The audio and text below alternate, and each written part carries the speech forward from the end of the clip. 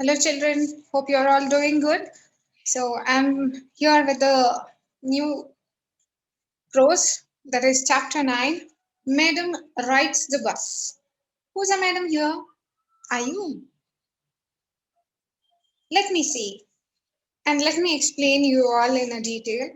So, before that, let us discuss about the author of today's lesson. So, he is Valli Kannan.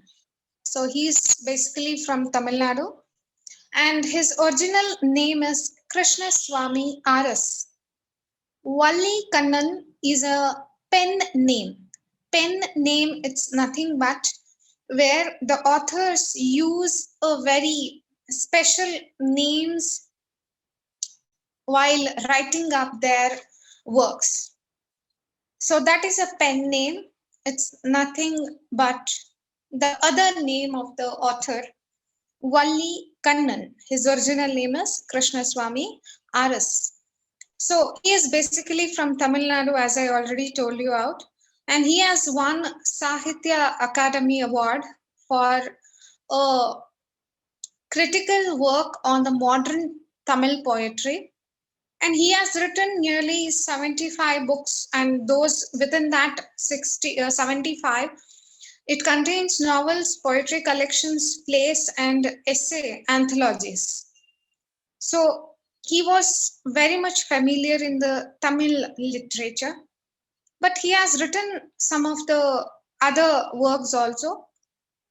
So among them, one is Madam Rides the Bus, where it's a very sensitive story, and it's a story about a 8 years old girl who is just willing to have a first bus journey into the world outside her village, is also her induction into the mystery of life and death. She sees the gap between our knowing that there is death and our understanding of it. So, this is what the before you read the introduction of the lesson has been given in your textbook. So, the story is based on a 8-year-old girl who lives in a very remote village where it has only very less amount of transportation facility, that the people over there are dependent on the public bus itself. So let us see how does this madam runs up the bus. There was a girl named Vallai Mai, Vallai Mai, who was called Valli for short. This is also a basically it has happened and it has been portrayed where the girls was living in the Tamil community. Valli was her nickname. Valli Ammai is the full name of that girl. She was 8 years old and very curious about the things. So she had lots and lots of curiosity. Yes. As you people are very curious to know about the new things, as at the age of 8, she was very curious to know about the new things. Her favorite pastime was standing in the front doorway of her house. So, how does she pass her time? By standing at the doorway of her house, watching what was happening in the street outside. So, standing outside the house, the doorway of the house, she used to stand there and watch the activity, what are happening in the street. There were no playmates of her own age on her street. This was about all she had to do. So she did not have any companion, that is a playmate near her house, who will be matched to her age. So that is the reason she is all alone. So what is the pastime? In the sense, how does she pass her free time? By standing in the doorway of her house, by seeing the road, that is the outside the street, what's happening there. But for Wali, standing at the front door was very bit as enjoyable as any of the elaborate games other children play. So she was just watching out the children who were playing the elaborated games, and a kind of, it was just as a bit as enjoyable. Watching the street gave her many new unusual experiences. Yes, so that is a age of learning new things. So she used to stand near the doorway, and there she used to watch all the activities which are happening. So I think you people can see up in the picture where it has given in your texts, as of she is standing in the doorway, and a bus and a dog, and the bus is carrying over lots and lots of loads on it. So she has learned many new things while standing on the road. Then later, what happened to Wali? What did she do? What is the very important and the very curious thing she has done? What is up to? Let's see. The most fascinating thing, in the sense, the most fascinating thing of all was bus that traveled between her village and the nearest town. So there was only a bus which was traveling between her village and the nearest town. It passed through her street each hour. So for every hour, it used to come and go by carrying over the passengers. Once going to the town and once coming back. So in the sense, two times she used to see the bus within an hour. The sight of the bus, filled each time with a new set of passengers, was a source of unending joy for Wally. So she used to watch the passengers who were traveling in the bus, and each and every time the bus used to carry different passengers in it, and it was giving a kind of an unending joy for Wali. Day after day, she watched the bus. Yes. So this has been cultivated as a hobby for Wali, because she had no option and there was no entertainment at all. So this was the only thing she can watch on and enjoy herself. And gradually, a tiny wish crept in her head and grew there. So very slowly she generated, crept, it's nothing but to get generated, an idea into her head which has been grewed up. She wanted to ride on that bus. What is that? A wish she had. She was willing to ride this bus, not to travel, but to ride, in the sense to drive, even if just once. She's a very little girl. How can she drive a bus?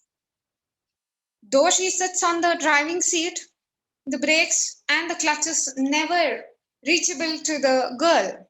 How does she do it? She was willing to just take over a ride. If it's for once, also it's okay. But she wants to take a ride onto the bus. This wish became stronger and stronger until it was an overwhelming desire. So a wish has become a desire. So it has a very huge difference between a wish and a desire. Wally would stare wistfully, that is very longingly. Stare, it's nothing but to look at the bus continuously, at the people who got on or off the bus when it stopped at the street corner. And she used to stare at the bus itself and the passengers who will be just getting up and getting down the bus and getting into the bus. And she used to stare for a long time. She used to stare at the bus, which was standing at the street corner. Their faces would kindle in her longings, dreams, and hopes.